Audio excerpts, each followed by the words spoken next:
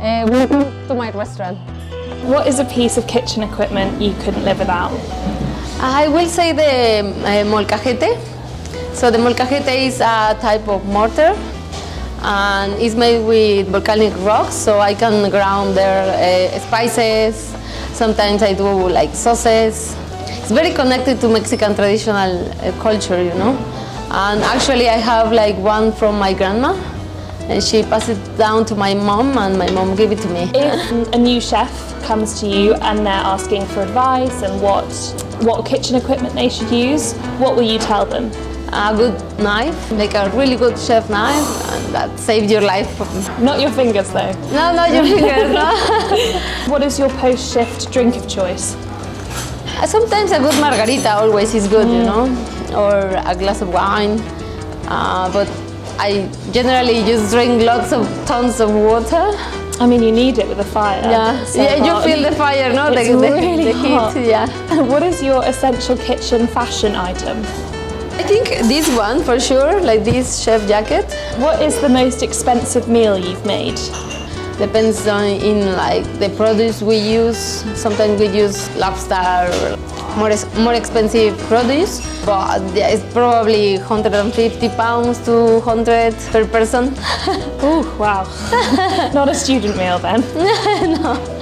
But I bring a lot of ingredients from Mexico, like corn, chiles, beans now. And all of that is a lot of in the operations of the restaurant, but also economically. You know? And what was your proudest skill that you mastered? In the kitchen there is a lot. I really love to work with fish, clean fish, how to cut it, but also here at the moment in the restaurant, working that grill when it's very busy and you have a lot of things going on, is also a skill, you know. And what is the dish you've been proudest to make? The tuna tostada. Ooh, okay. It's one of the best sellers. Now we are doing with hamashi, which is yellowtail. It's similar to tuna. It's like a mix between Mexican food and Japanese. So we do ginger and soy vinaigrette, and we mix with matcha sauce, which is from the north of Mexico. And then we serve on a heirloom corn tostada, guaca salsa, and then we put the fish with sesame seeds. Oh, that sounds delicious. And what's one skill you've yet to master? So many, probably.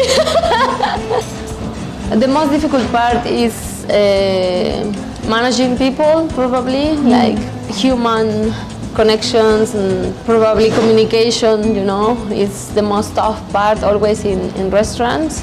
To make everyone happy, which I don't think is possible, but... Very true, but you can try, I suppose. But I can try. What is something you'd never eat again? Tripe. Because a lot of people love it in Mexico, but I taste this one that it was very bad made.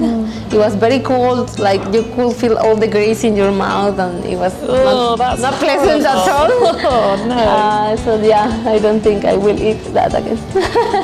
Not going to argue with you there. Beef, lamb or pork? Fish.